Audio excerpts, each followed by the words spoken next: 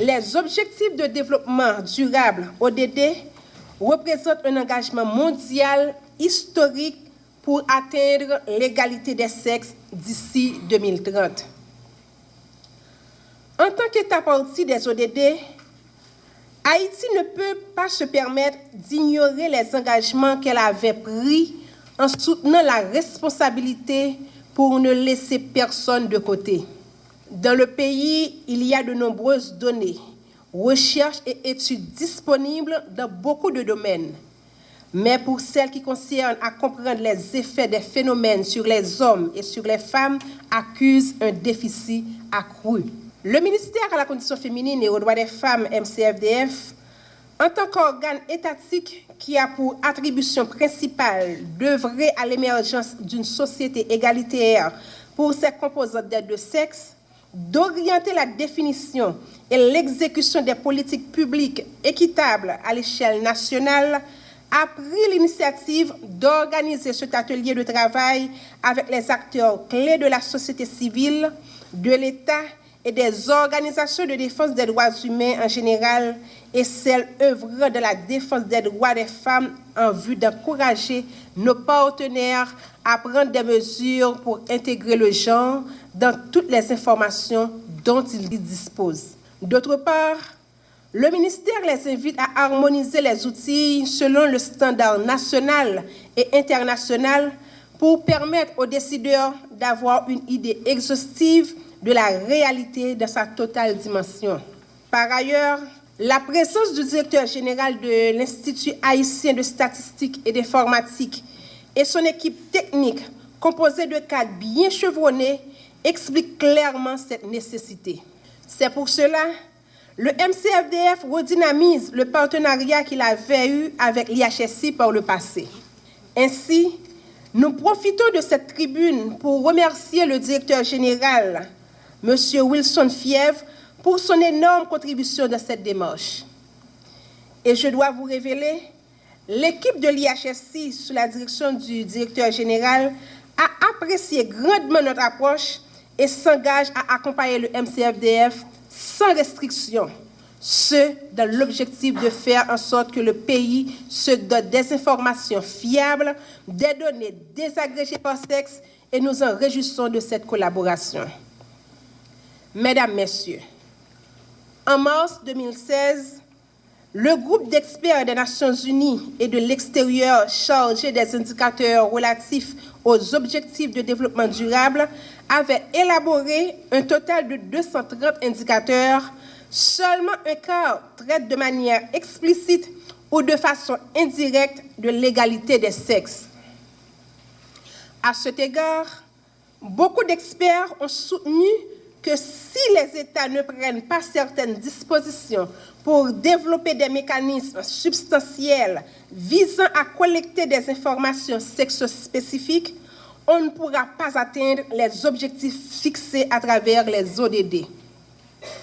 C'est en effet notre préoccupation première qui motive le MCFDF à organiser cet atelier de travail en collaboration avec l'Institut haïtien de statistique et d'informatique, IHSI.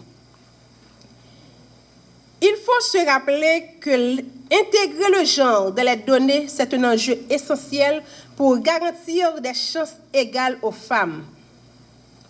Les données sensibles au genre sont des outils indispensables pour concevoir des politiques et des programmes fondés sur des preuves en matière d'égalité des sexes et d'autonomisation des femmes, évaluer leur impact et promouvoir la responsabilisation.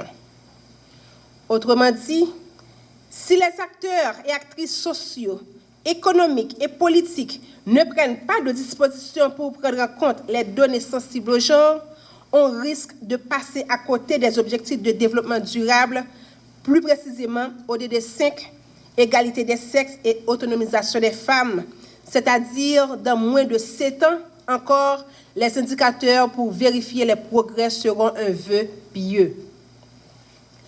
En effet, la réduction des inégalités socio-économiques entre les hommes et les femmes et la prise en compte de leurs besoins pratiques et intérêts stratégiques constitue un élément clé pour accroître l'efficacité et la qualité de la production. Il importe donc d'établir un cadre d'action positive ciblant les femmes en vue d'impulser les efforts consentis pour permettre leur insertion sur le marché du travail sur la base de l'égalité des opportunités et de recrutement équitable.